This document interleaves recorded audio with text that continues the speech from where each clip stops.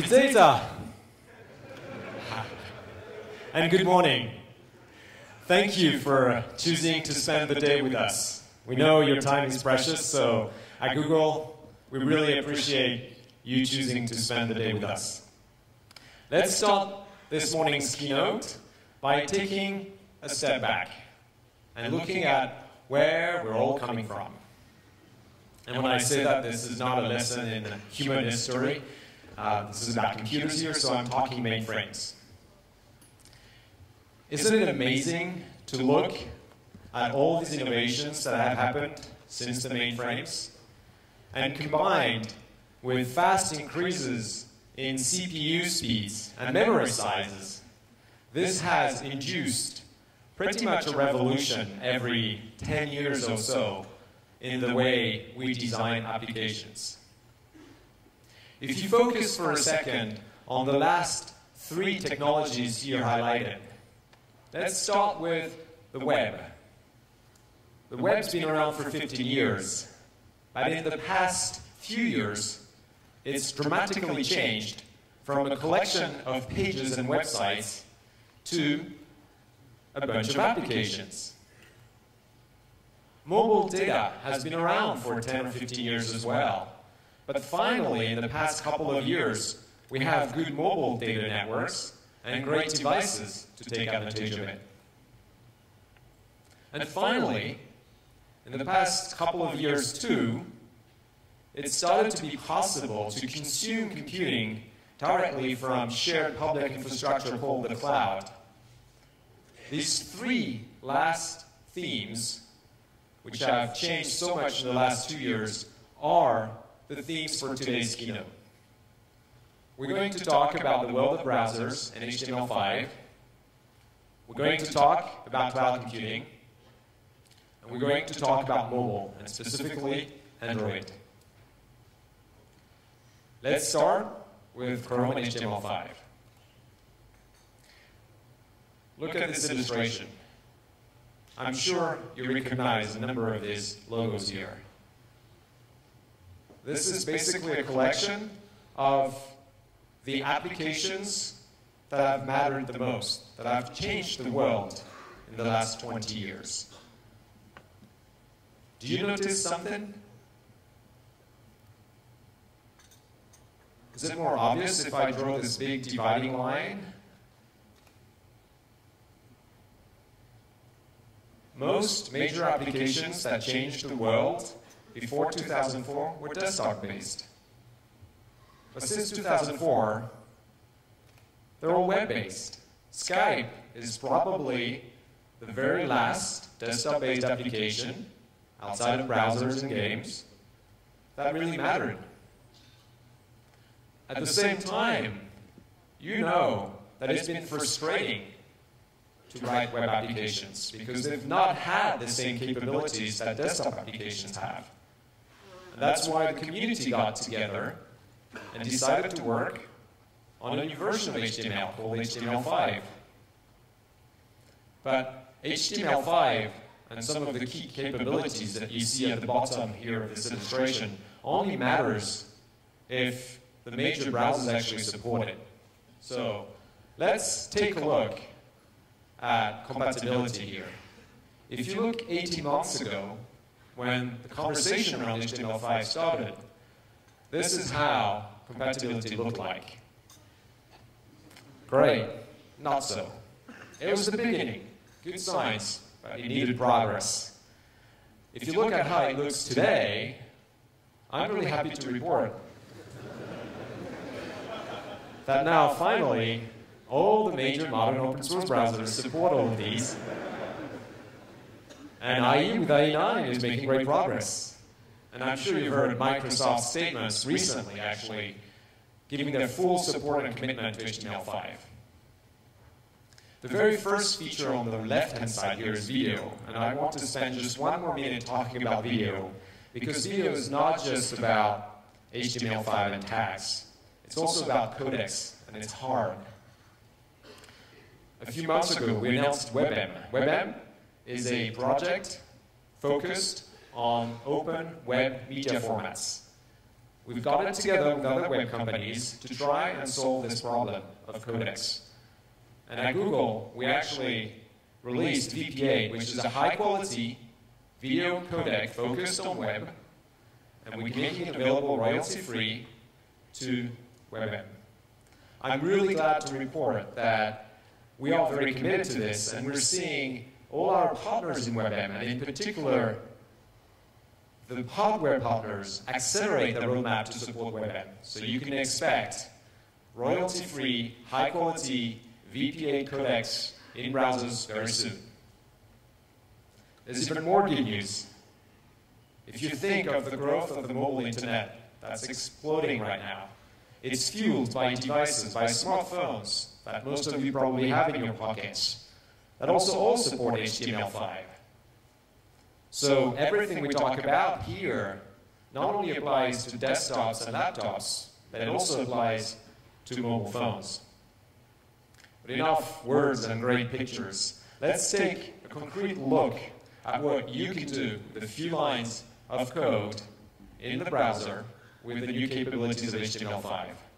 For this, I'm going to ask Jeremy Olo, a Google software engineer working out of our London office, who's come here today, to join me on stage. Jeremy Olo. Morning. And to start with, we'll start with graphics, one of the fundamental capabilities you need when writing applications. And let's start with two-dimensional graphics. Jeremy, a few demonstrations of Canvas, maybe? No problem. So first of all, I'm going to show you a demo that uses Canvas. For how many of you have seen The Matrix? I'm guessing a lot of you. Hands? No? Yeah? I'm sure that all of you remember the familiar green scrolling text that's coming down.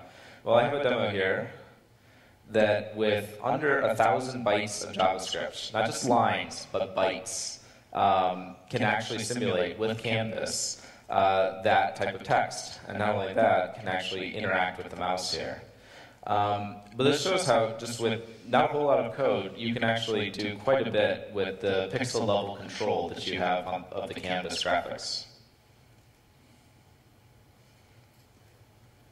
And you notice all of this that I'm doing right now is inside a web browser. So let's do one more. So this is a game that's designed in Canvas. So if I click and start, in this game, you actually are playing the part of Gmail, and you are fighting the evil spam. Is this spam? Well, rocks or spam. I think spam comes in a minute, but and viruses later. But you can notice how just the animation of the flapping wings, for example, it's just so quick, and it's pretty easy to start up any sort of game like this. If you've, I think there are quite a few examples. Yeah, that must be the spam there. There's always new spam coming in, as you know, so I'll stop Jeremy, otherwise we'll be here till tonight. And after talking about two-dimensional graphics, of course that's often enough, but if you're in multimedia or you're writing a game, suddenly you like 3D graphics. And good news is lots of great things you can do with HTML5 and 3D as well. Yes, Eric. So much like Canvas 2D, Canvas 3D is basically an area on the web page that you can draw to. And in this case, we use WebGL to actually issue graphics commands. So WebGL is very similar to OpenGLES. So anybody who's used OpenGLS or anything like that should be pretty familiar to them. So first of all, I'm going to show you ImageSphere.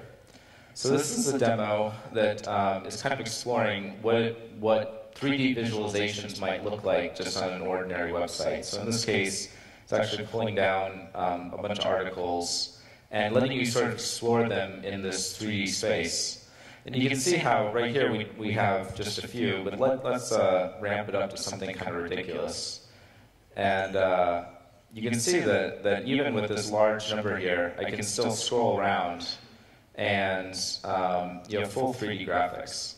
So a lot of the Canvas 2D implementations are hardware accelerated these days, but Canvas 3D is an example of where browsers are really taking advantage of the 3D hardware in many computers. This just would not work without acceleration, right? And once again, just to prove it, this is in a browser. So let me show you another demo. This is called Fish Tank Aquarium. It's amazing how fishes are popular in demonstrations these days. I don't know why. So in this case, you can see there's quite a bit more textures and various effects, including the room being kind of warped here. And right now, there's not that many polygons on the screen, but I can ramp up the number of fish. You can see that very quickly, the complexity of the scene gets much more complex. But yet the frames per second is still entirely reasonable, and it's very smooth. And what we can, because this is all just full 3D, we can also do kind of cool effects, like in this case, where we have the reflection of the room around it, and then also sort of the warping of being inside the glass. So you can really, most of the things that you can do in, that you see in any 3D games or anything like that, you can do in WebGL. So let me show you one last WebGL demo. This is called Space Rocks. So in this one, it's a planet, and it's being hit by asteroids.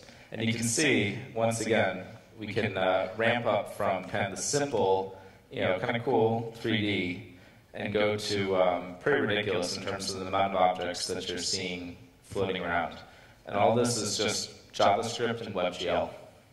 And the good news is, if you look at the continents, I actually don't think it's the Earth, right? Yeah, that's good. All right, so that was graphics. And everything you've seen so far, as you saw on the previous graph, is actually widely available in the latest versions of all the browsers, or the modern browsers. Let's move on now to some more advanced features. They're not quite generally available yet, but they're already working in some browsers, and they're going to be real soon around and really usable. We'll start with the file system. Sure, Eric. So one of the things that you haven't been able to do in a web browser, but is kind of obvious, which you want to, is being able to easily bring files in and out of the browser. So for example, one thing that a lot of people have wanted to do is be able to drag something from their desktop or another application and have it dragged directly into a web app. So in this case, I have this little drop spot here. So I can, one of these pictures that I have on my desktop, can actually drag this in, and now it shows up. And with with CSS effects, it's very easy to make it so that when I hover over it, it's going to pop up like this. And it also works fine with if I have more than one picture. You can see that as I hover over, I have kind of the beginnings of an interactive photo browser. So one of the components that you're seeing here that's new is being able to drag and drop into the web app. The other one is being able to read the file data inside the JavaScript. So, so you can actually, the web page can now manipulate photo data or import it into a canvas or to any one of numerous things directly with the data. So the next thing that I'm going to show you is the file system API. So this basically makes it so that I'm in this browser, I can click the choose file, and I can select a whole directory. So now that whole directory is something that can be read by the web app and pulled in. So in this case, I have a bunch of pictures of various animals. Here's my otter pictures, my wombat pictures. And you can see that this is just in the browser. All this stuff is first class. As you said, sorry. Yeah, go ahead. Things that you would have expected, but just were not possible. This is finally coming to the world of web apps. Yes, and if you look, this is all the code that's necessary. It's just an input tag type file, just like you've used numerous other places. And then you just add two new attributes, directory and multiple. And that tells it what you want to do. So it's very simple. Yeah.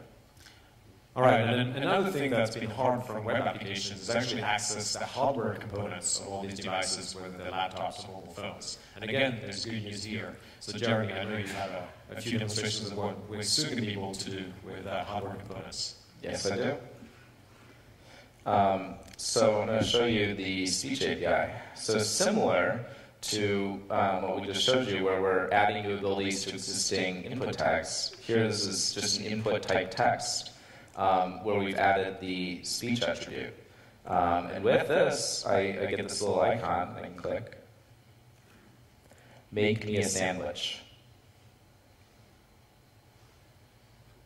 And you can see that now we've not only imported what I just said, but because it's just a normal input type, I can do whatever I want. So in this case, just to be cool, I took the value and ran it through Google's Translate API and translated it there. Is that right? Yes. Great.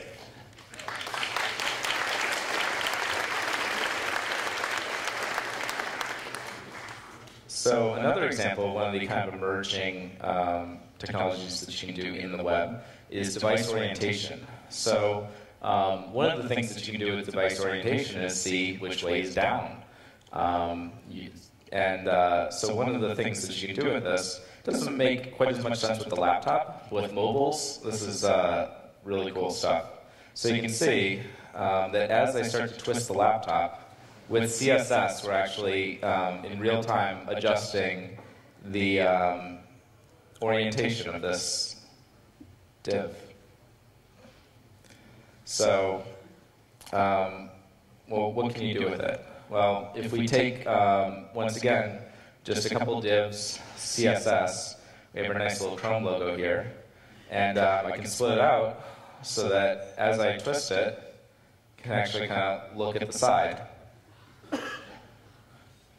This is very, very simple CSS to be able to do this.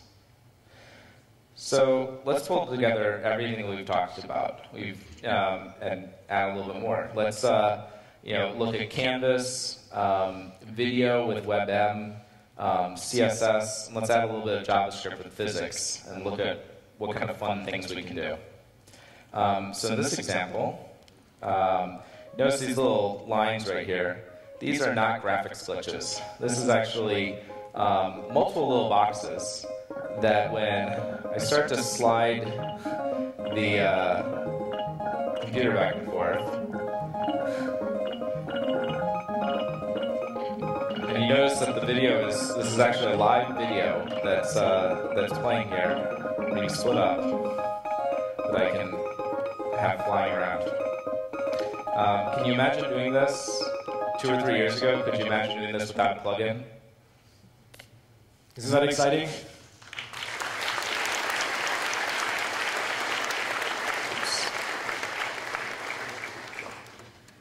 Thanks, Eric. Thank you, Jeremy. Thank you so much. So, we find this exciting at Google. It sounds like you find it exciting too. But as you all know very well, technology is only one half of the story. In the world of hundreds of thousands, if not millions, of applications, of websites, giving powerful ways to users to discover your application is critical. And you also know that that's only just the first step. Making sure that your users stay engaged with your application and rediscover it over time is also fundamental to your success. And finally, as much as we like to write code, at one point, there needs to be financial reward for your work. Well, these are 3 big challenges on the web today, but I'm happy to report that there's light at the end of the tunnel. Addressing these 3 challenges were the founding principles of the Chrome Web Store. The Chrome Web Store will make it easy for users to discover your applications, and will make it easy for you to engage and keep re-engaging with the users, as well as monetize your applications or make them available for free if you choose. We currently have a developer preview of the Chrome Web Store, so you're all encouraged to write apps and upload them to familiarize yourself with the Chrome Web Store. The Chrome Web Store will go live later this year in the United States and a little later internationally. And I'll just remind you that a few months ago, we announced that we had more than 70 million users of Google Chrome, and that number just kept growing pretty strongly. So we're talking about a lot of users here that you can get access to with the Chrome Web Store. This wraps up the first part of the keynote, we've talked about web standards and how they're making the web a very powerful development platform, and how the Chrome Web Store is going to make easier to keep users engaged and have them discover your apps and monetize. Let's move to the second part of that keynote and talk about cloud computing. And to start, and before we get into details, I'd like to ask Simon Wardley, he's a researcher at the Leading Edge Forum, to come and tell us what this thing is, what is cloud computing, and why it matters. Simon Wardley.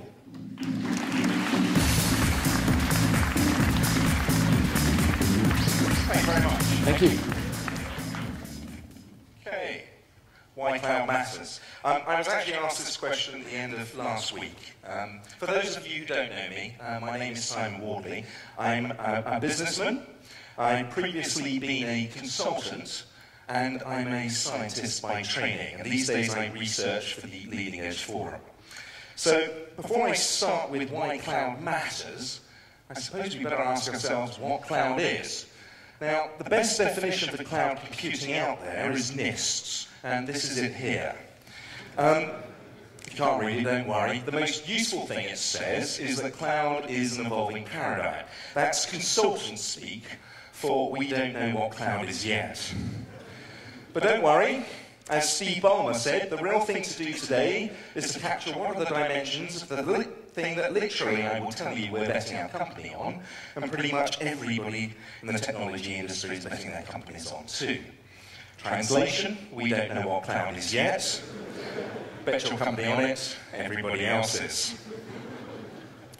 Fortunately, cloud does open up exciting new prospects for the use of computers on a scale that was unimaginable, pure fantasy just 5 years ago. Problem is, that was written in 1966 by Douglas Parkhill in a book called The Challenge of the Computer Utility, where he talked about a future where computer resources would be provided just like electricity, which by pure coincidence is what NIST says the cloud is 44 years later. So, what's going on? Well, I'm a scientist, so I like graphs, so I'm going to try to explain the problem with a graph. I'm going to plot how business activities change. I'm going to use one axis for ubiquity, for how commonplace an activity is, another axis for certainty, for how well-defined an activity is. And this is some raw data. And what this graph hypothesizes is there's a relationship between the ubiquity and the certainty of an activity, i.e. there's a pathway for how a rare and poorly understood innovation over time becomes more of a commodity, ideally provided through utility services. Now, you can see this transformation if you look at something like infrastructure. We've gone from the innovation of the Z3 in 1941, custom-built systems like Leo, to the introduction of the first products, to commodity hardware, and eventually utility services like Amazon. In fact, all business activities are on this curve, and they undergo this standard transformation from innovation to custom-built, to products, to commodity, to utility services. It doesn't matter whether we're talking about infrastructure or things like information markets. All these activities are evolving, they're commoditizing. So the question is, why does commoditization occur?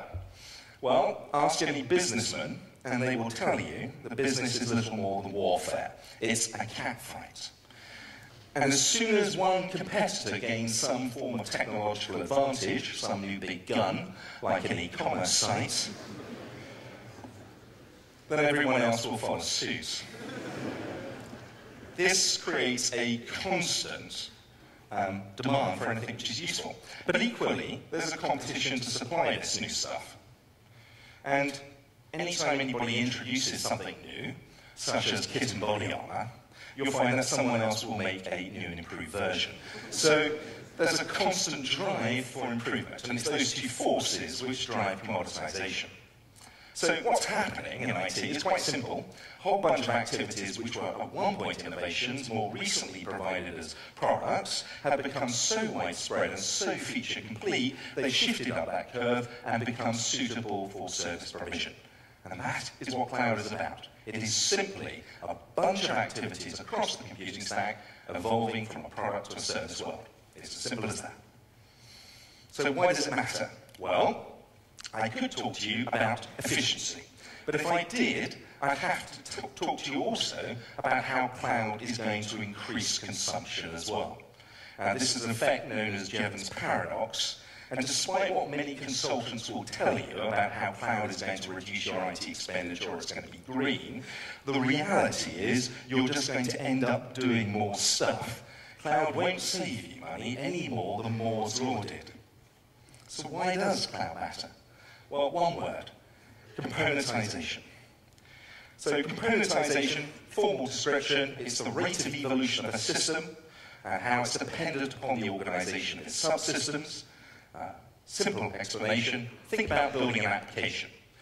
Building an application is relatively fast today because underneath this are stable things like databases and frameworks, and underneath that are stable things like operating systems and hardware. If they weren't stable, then every time you wrote an application, you'd have to start by designing the CPU. And of course, that would take forever. Innovation would be very slow. And that's the key about cloud. As more of these activities become provided as stable components of utility services, we will see an explosion of innovation in the IT industry. We've seen this effect before. We saw it in the Industrial Revolution. And this matters to any businessman, because quite simply, there's no point turning up to the cat fight with a snazzy rifle if everybody else has brought tanks. And this is why cloud matters. It's simply because it will accelerate your ability to innovate. That's the complete story. And that's the end of the story. And thank you.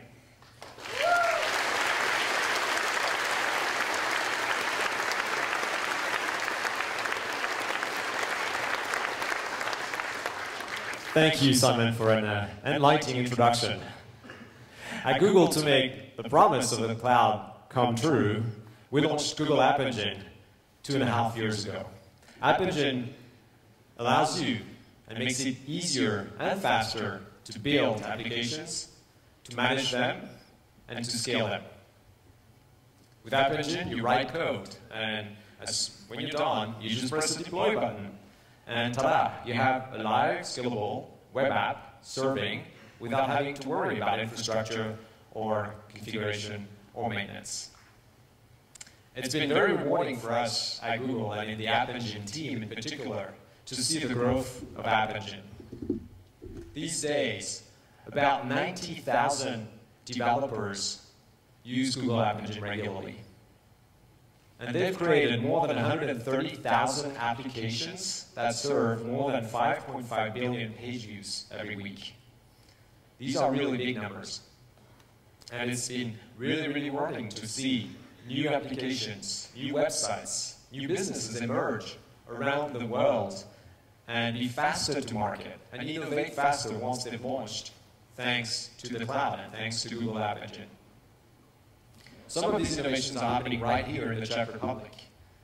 And I'd like to ask Michal Schreier, who's the co-founder of Keynote, to come on stage and tell us his adventure in the cloud.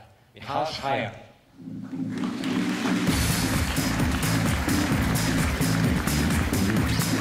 Welcome.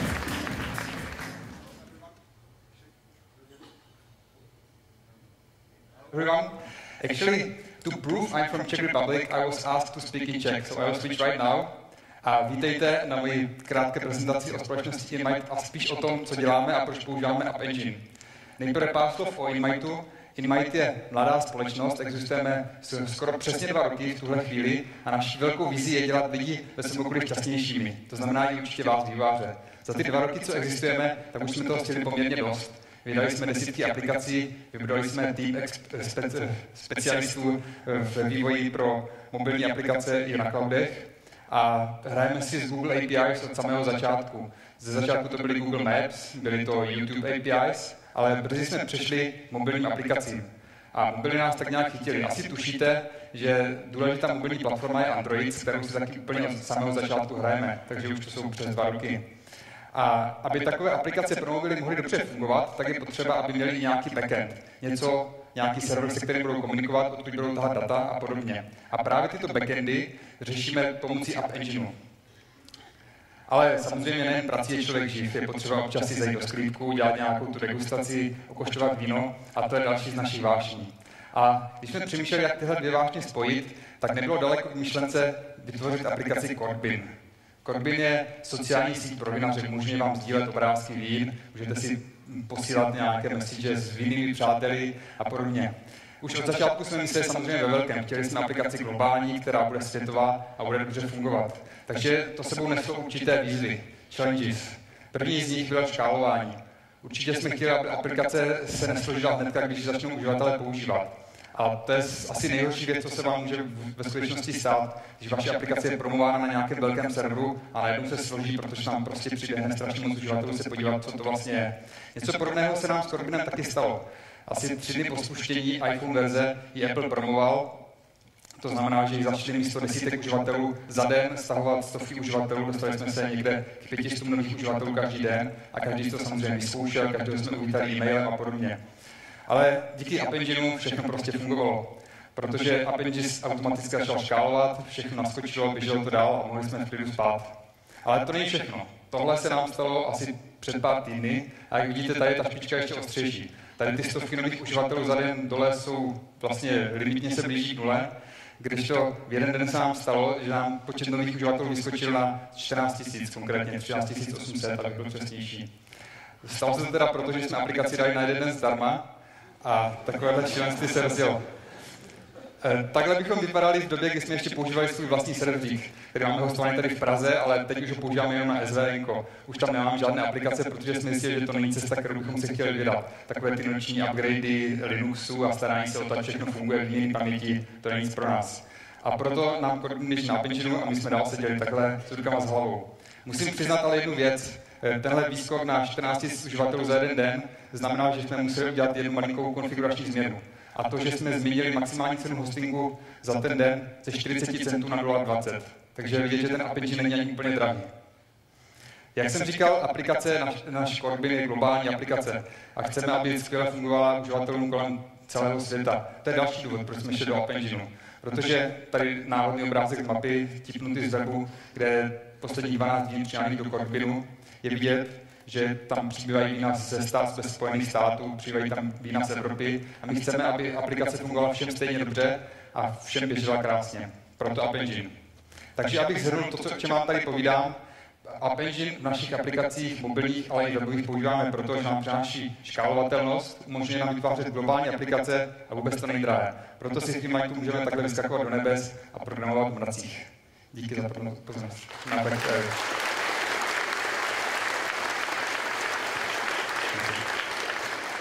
I was also asked to speak Czech to prove that I'm not from here. So, You're welcome. So you've heard a lot about innovation and how you innovate faster once you're in the cloud. The good news is not only can you innovate faster, but when you're using the cloud and App Engine in particular, you're on a platform that also innovates faster itself.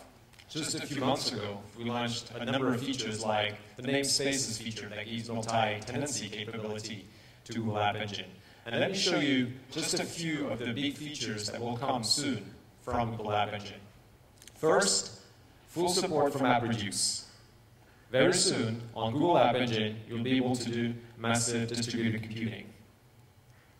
Data store bulk import and export, so it becomes even easier to bring your data into Google App Engine or take it out if you need to.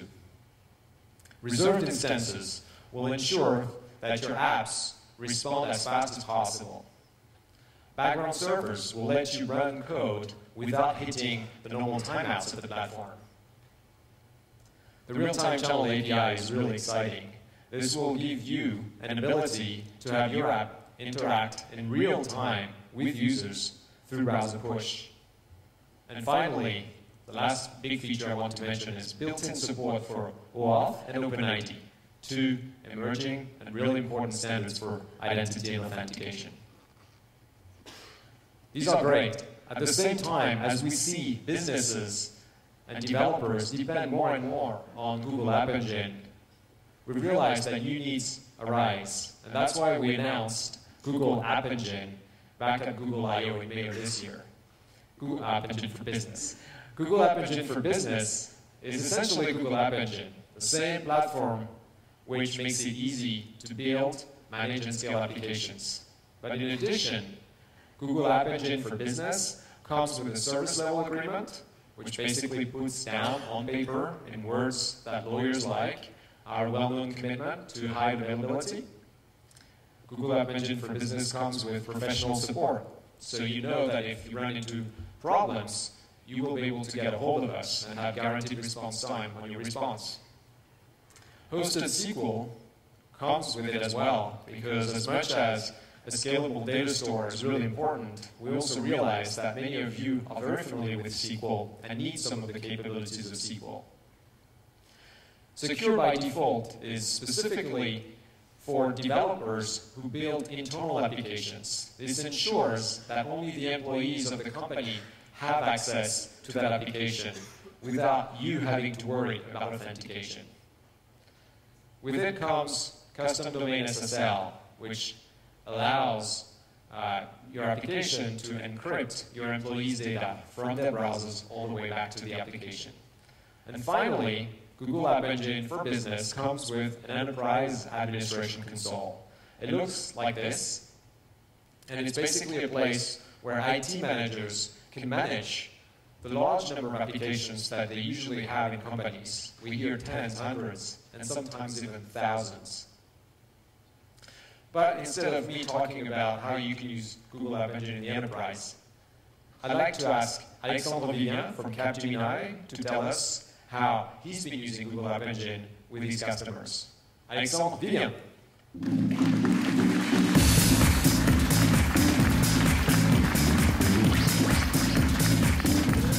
Data. Hello, my name is Alexandre Vivien and I work for Capgemini. For those of you who don't know, Capgemini is one of the largest information technology services companies with over 106,000 employees worldwide. 2 years ago, one of our very large customers, Valeo, a car equipment manufacturer, decided to replace their Lotus Nothing Mail solution with Google Apps, and they hired us for that migration. This is a very large project with 30,000 users, applications migration, and mobility on Android. We moved some applications such as the enterprise directory to hosted environments, but we also wanted to move some application on App Engine. So, in the agreement with Valeo, we first moved an application called ImmoSite. It's an application to manage the Valeo real estate assets, which chose ImmoSite because it was an important application but not business critical. App Engine was not ready for business critical application at that time. Our biggest challenge on this application was learning the new non-relational database model of the data store because we were used to SQL. Before we use App Engine, we had to manage our own infrastructure with setup taking 3 weeks, 4 hours per week of ongoing management, and about 3 days of load testing. Now, with App Engine, we can skip all of that and not worry about it anymore. Because App Engine for Business will offer an SLA and a large enterprise pricing and billing, we decided to move more application on it. These are the 2 we started with, Google Apps administration application and Android smartphone management application. But these 2 applications are only beginning. We will build more applications and App Engine for Business during the next years. To conclude, this pioneer experience was sometimes a challenge, but it was also very fun and a great benefit to learn a new scalable platform as an engine. Thank you.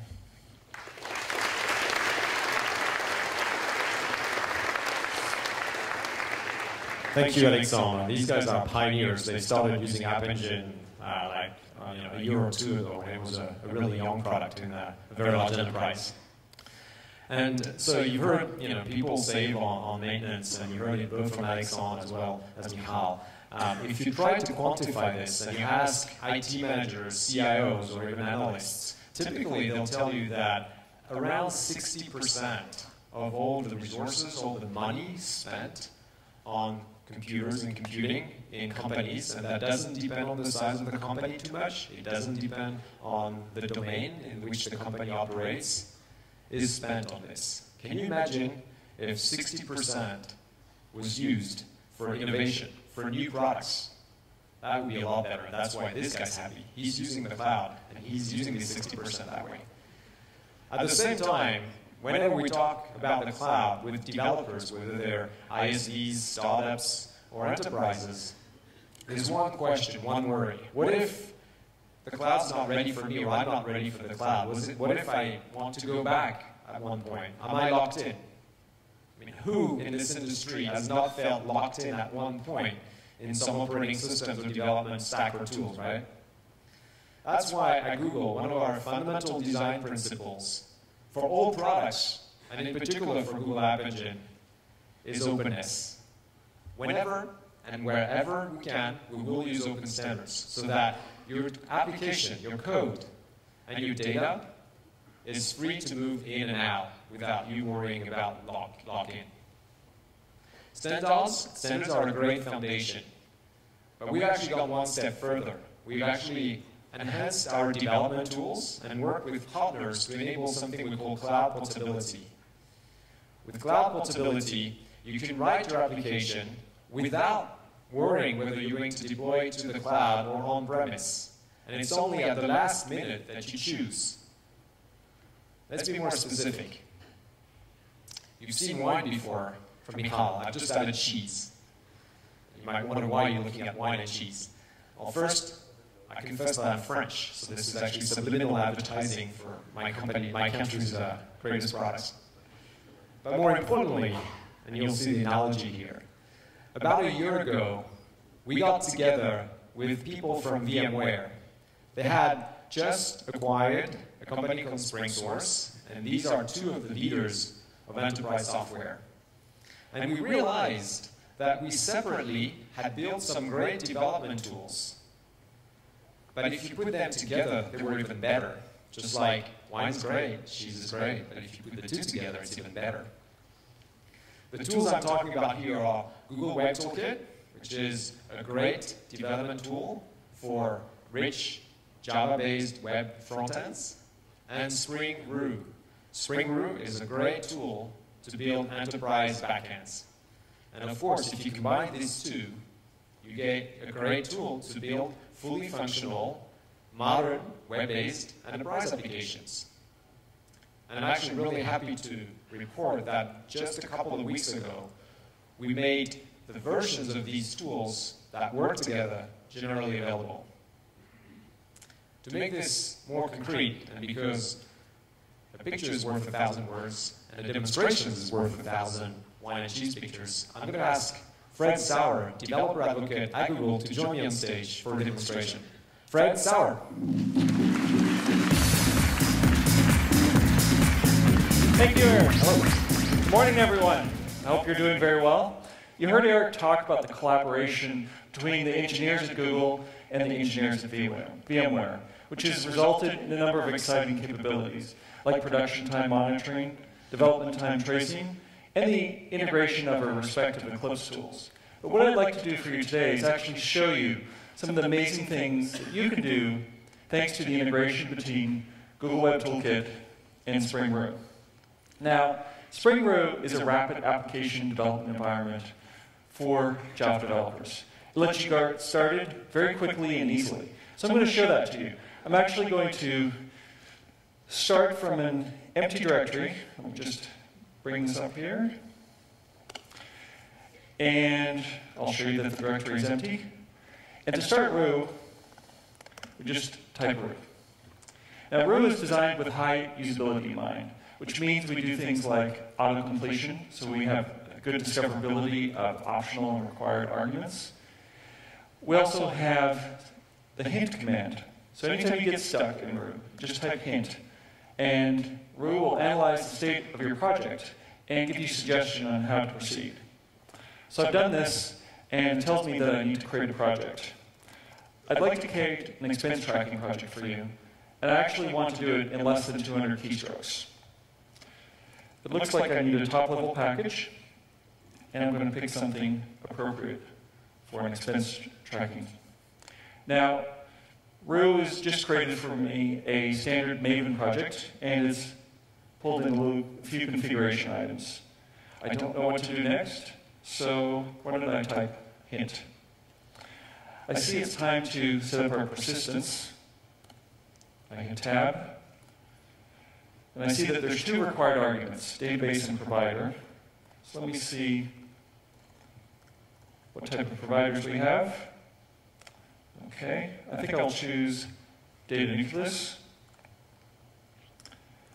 And for database, I'll choose a hypersonic in-memory database, just so we can develop locally, get going quickly. Later, we'll switch this to Google App Engine so we can deploy it to the cloud. And you see there's other options here as well.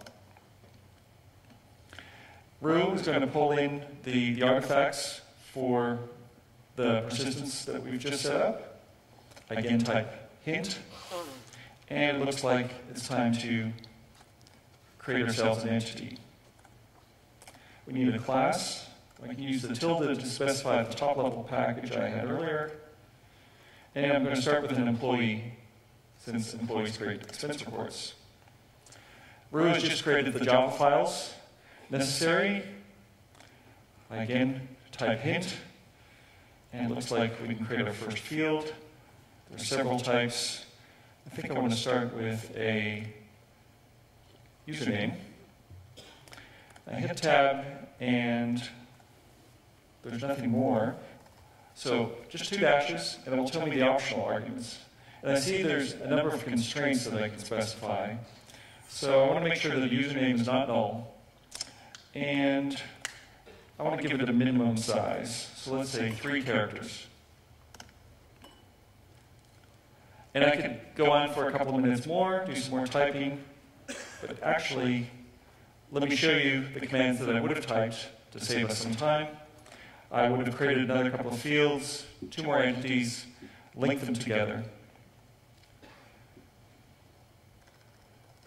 I put that in a script, so I can just run that quickly. Now, we have a basic application. We have our JPA framework, we have some classes, it's looking pretty good, but we don't have a user interface yet. So let's bring in GWT. We'll just type GWT setup, and we'll pull in the GWT artifacts dependencies. What it will also do is create a scaffolding application for us. This is a skeleton application that we can use to start with, and then we can customize further. Now I want to see what that looks like, but let's first jump into our IDE. This is SpringSource Tool Suite, which is a development environment based on Eclipse. And it has a number of plugins already installed for you. You see Spring Rue is available, and the Google plugin for Eclipse is installed. So the Spring Rue shell is actually integrated here, and I can use it and interact with it right here. I have the Google Web Toolkit development mode, which makes it really easy for me to do development and debugging, everything inside of my tools. Now I've already imported the project, which I could have done here. Again, I've skipped that step to save some time.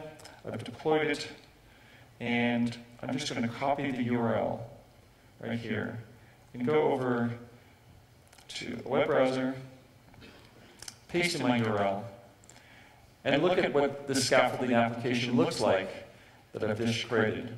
You see that there's a working application with a left-hand navigation. I have expenses, and employees, and reports.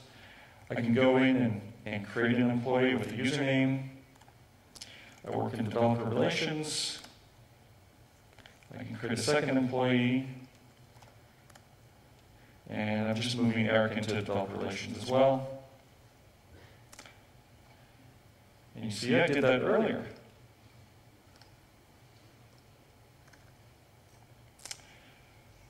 Now, doing development is not just about getting started. It's about iterating. It's about editing your source code, making changes to your application, going back to your browser, hitting refresh, seeing your changes, edit, refresh. This is the cycle that gets us productive. Now I can continue making changes in Rue, but at this point I prefer to work in my IDE. So I'm going to look for the employee class and that Rue created for us. And you see there's a username, a minimum length of 3, not null, department field, and I realize I've forgotten the phone number. So let's add a phone number field. I'm just going to highlight the Rue shell here and watch what happens when I hit save. Rue is going to detect the changes that I've made and make the corresponding changes in the other files for me so I don't have to worry about that. Then at the bottom, you see briefly that Eclipse has noticed that the source files have changed and Eclipse is compiling my application. I can go back to the scaffolding app and you see there's no phone number field right here. So all I'm going to do is just refresh and watch how easy this is. Phone number field.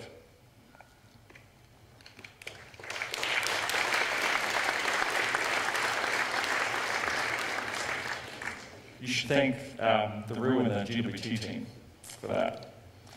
Now, this application looks good, has a good start, but I'm ready to deploy it to the cloud so that everyone can try it. That's just as easy as repeating the persistent setup, but this time we're going to choose Google App Engine. We're still going to do data nucleus, but we're going to switch the database to Google App Engine, and we're actually going to specify an application ID so that App Engine knows where to deploy this application. Rue is going to quickly make some changes to my project, pull in some more dependencies, change some configuration files.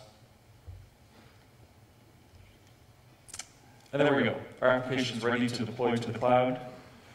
Again, to save a little bit of time, I've actually done that earlier. And you see here what this application looks like after a few more days of work. We've expanded the left-hand navigation. We've created some categories. We have integrated real-time search as I type. We can drill into one of these entities. We can actually make some corrections. And we can page through our results.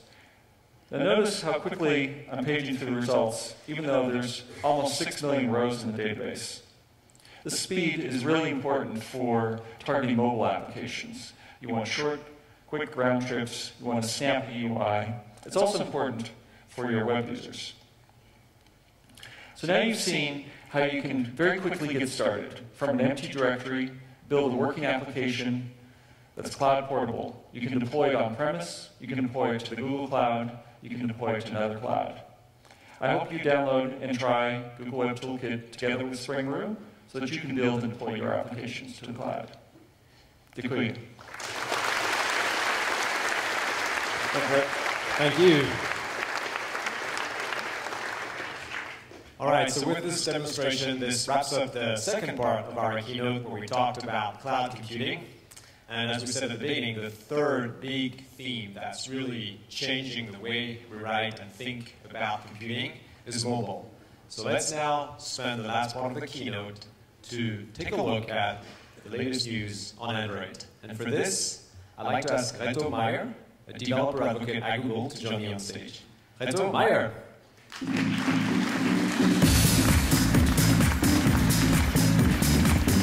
Welcome. Thanks, Eric. So I've had the very great fortune to be a developer advocate on the Android team at Google for almost 2 years now. And I consider myself really fortunate to have this position because not only do I get to play with all the cool new Android toys before anyone else, but I also get to work with a team which is as passionate about mobile as I am. And it's not just the Android team either, it's also Google in general. We have a saying at Google that we put mobile first, and that means both in terms of business and in terms of our products, that we're thinking about mobile users first and foremost. They really are a priority in terms of our development.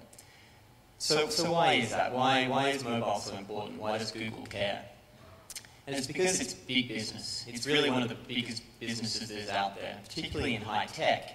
It doesn't really get any bigger than that.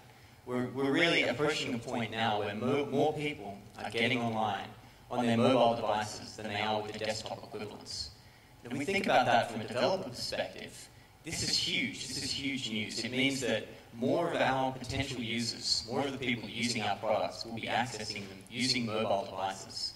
And that really is a change in the way we need to approach things, and it's something which we really can't ignore. And at Google, this is a massive priority.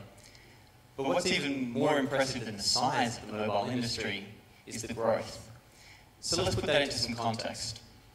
If you look at AOL, as how most Americans first got online, we look at the growth of that over the first 5 years.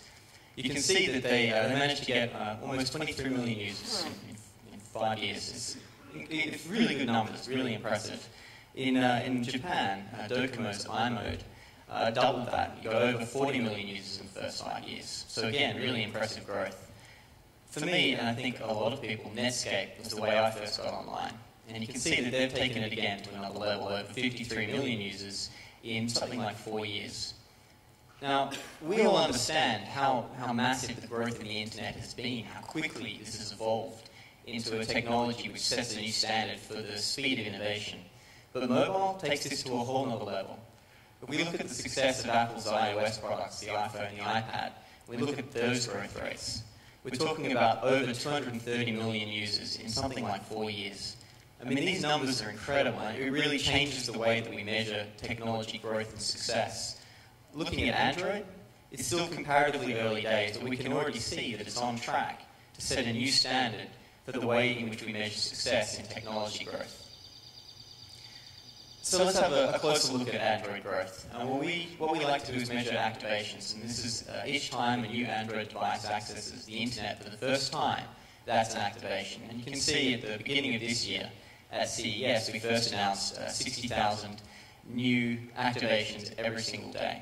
And that's grown really steadily and quite impressively until quite recently we were able to announce 200,000 new Android activations every single day.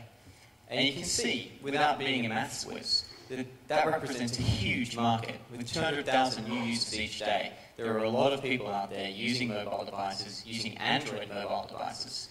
And these are the people which you're being able to develop your products for.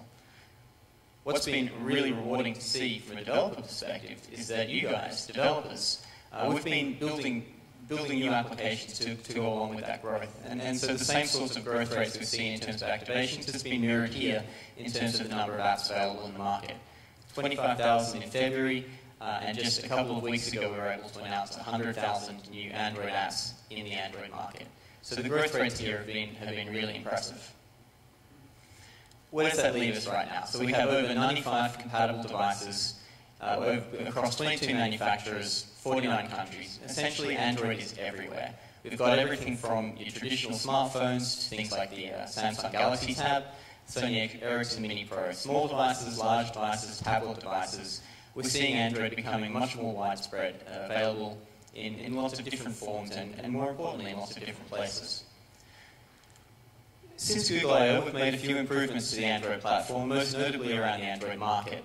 So one of the new things that we've seen is market search suggestions. So this is an improvement to the market so that it works much more like Google search. So people who have got Android phones are able to start typing in an app name, and it will auto-complete and give them suggestions based on the broader catalog. And for us as developers, this is great news because it increases discovery. It makes it more easy for people to find your app when they're looking for it. And those sorts of improvements, I think, are fundamental to improving our experience. Some further improvements. The markup publisher site's been updated so that now you're able to find all of the comments and ratings for each of your apps in one place. This makes it much easier to be responsive to suggestions, criticisms, and problems with your app across the world. So you're now able to see all of that feedback all in one place. Possibly more importantly, certainly from a developer perspective, is the ability to get raw numbers. So the application error reports now provide a way for users to send that feedback when your app does crash on their device directly to you. And so from the markup publisher site, you're able to see exactly how many times your app's been crashing and get those sorts of reports. And those reports are provided in some detail. As you can see here, you can go through and get stack traces for each of those crashes if the user sends them through.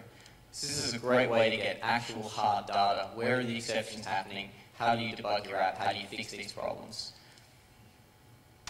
We've also introduced a couple of new APIs, and I think one of the most interesting, certainly from a developer perspective, is cloud-to-device messaging. And so what that lets us do is send messages directly from a server to a particular phone, to a particular user. So rather than having to call on the device, you're able to become much more event-driven. You're able to send these messages directly to your users. And Google's Chrome to Phone extension, which was written by Dave Burke, an engineer in the London office, where I'm also based, is a great example of that. So he's actually built an extension which, when you click it, will send whatever link you're currently looking at directly to your phone. And from there, it will automatically launch browser or maps, depending on what kind of link you send through. So it's not just the ability to send polling messages to be event-driven, but also really creative, new, innovative apps. And so we're really looking forward to seeing what some of you guys put together. I should point out now that that cloud-device messaging is now freely available, so you just sign up on the website and you're able to take advantage of this new technology. We've also made some improvements in terms of our enterprise support. So for those of you who are developing for the enterprise, we've made it easier for the IT departments within those organizations to use Android. So I'm not going to go into the detail here, but essentially what we're saying is it should be easier for enterprises to use Android phones, which will make it easier for you to develop apps which get used within those environments. One of the big issues we have, certainly around market, is the availability of market support for buyers and sellers. And so this is what the situation looked like not too long ago. Now, happily, I can report that we have improved. We added 20 new countries for buyer and seller support. Czech Republic now has buyer support, which is, I know, only half the story. It's still a massive priority for us to get as many countries as possible to have support to be able to sell and monetize your applications. So while I can't announce that we have seller support for you yet, it is definitely a priority. It's something which we're working very hard to get done as quickly as we can. As well as that, we've got some really exciting new things on the horizon. At Google I/O, we demonstrated an early prototype of our web-based Android market. That's still coming. That should be coming very soon. And similarly, some of you may have seen the videos of the gingerbread man being delivered to one of the buildings at the Googleplex in Mountain View. So that's some really exciting stuff which is coming soon. I can't say too much about that, but happily, just yesterday, Eric Schmidt, our illustrious leader, demonstrated one of the new features of Gingerbread, which was near-field communications at Web 2.0. So that's really exciting. We've got a lot more cool stuff coming from that, and I look forward to seeing what you guys are able to produce. So with that, I will hand you back to Eric. Thank you.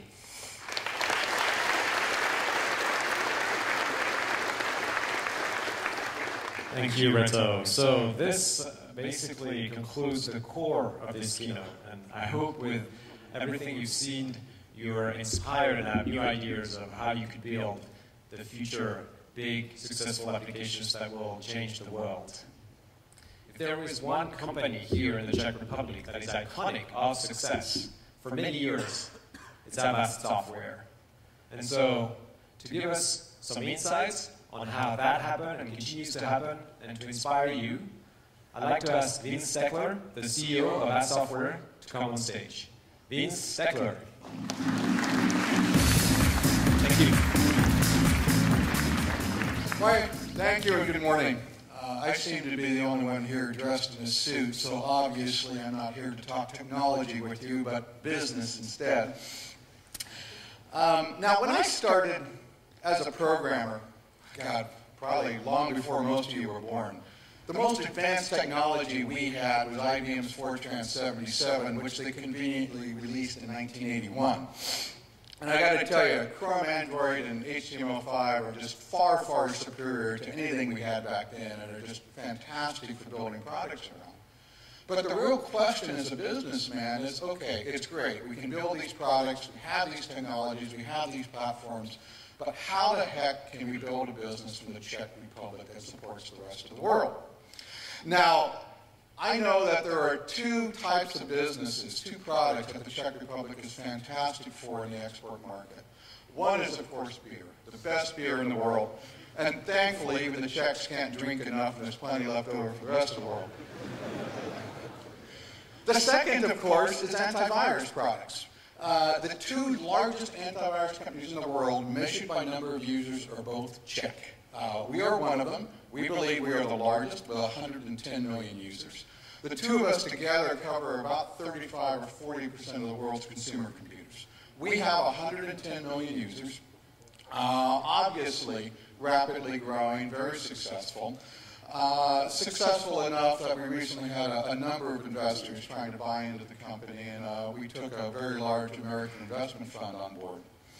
But this didn't happen overnight. It wasn't an immediate success. The company actually has its roots as a cooperative in the old days of communism. And then for many days, many years afterwards, had a very nice small business based on providing antivirus protection for local Czech companies.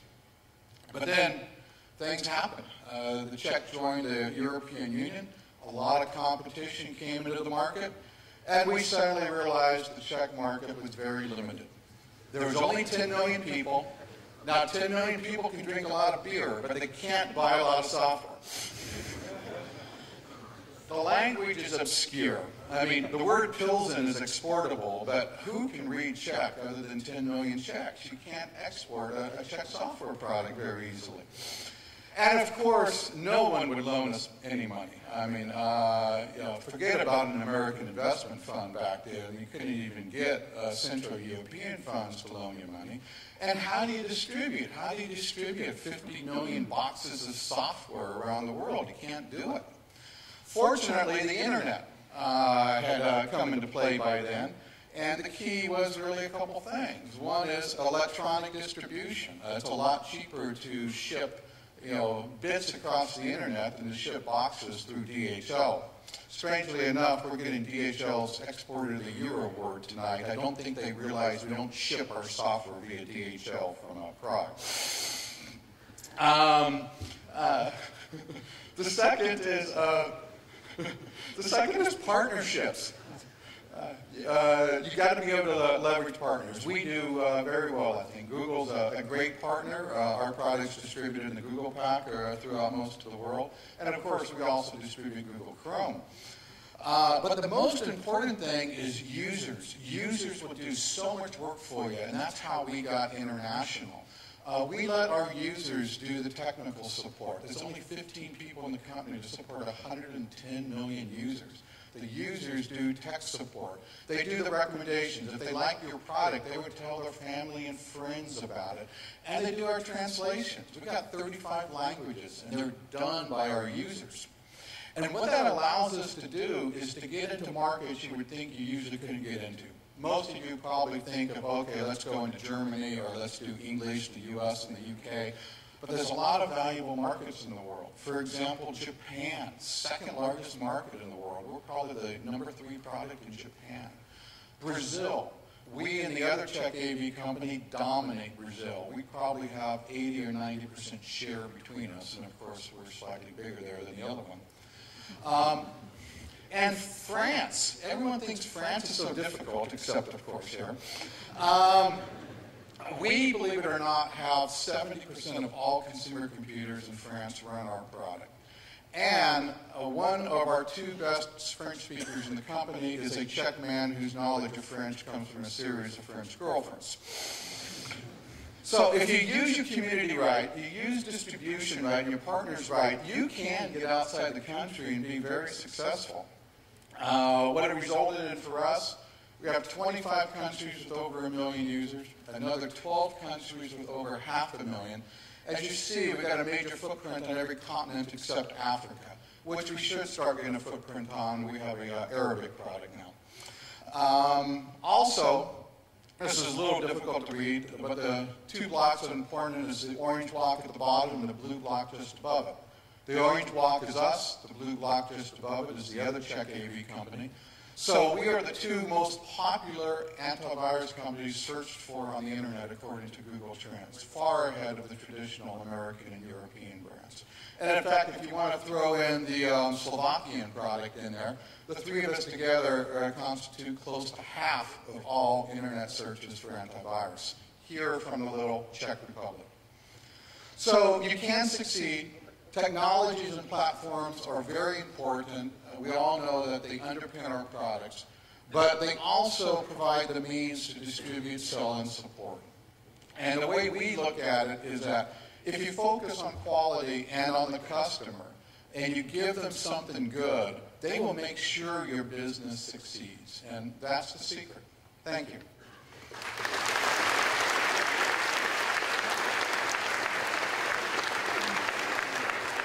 Thank you, Vince. And you forgot the choosing the right girlfriend as well, right? So this is now really the end of the keynote. Thank you, Vince, for these insightful advices and comments. As you've seen, the web is becoming every day a more powerful development platform. And one important thing that we've stressed, and I'll stress again, is the web is open. Who can tell which operating system will be the most popular one in 5 years? Can you tell? No one knows. But we all know one thing. All these great devices, fixed or mobile, will all have a great web browser in 5 years. That's why betting on the web and on open technologies is the safest bet you can make. Don't tie your destiny to one single company, one single man's choices. We're really excited to be here today. We're going to spend the day with you. Many Googlers came, and we look forward to exchanging ideas with you and to the innovations that you will bring to the world. Remember, there are revolutions happening every 10 years or so, and right at the beginning of the next one, you can take advantage of it. So we look forward to today, and we hope you spend a great day here today. Enjoy it. Thank you.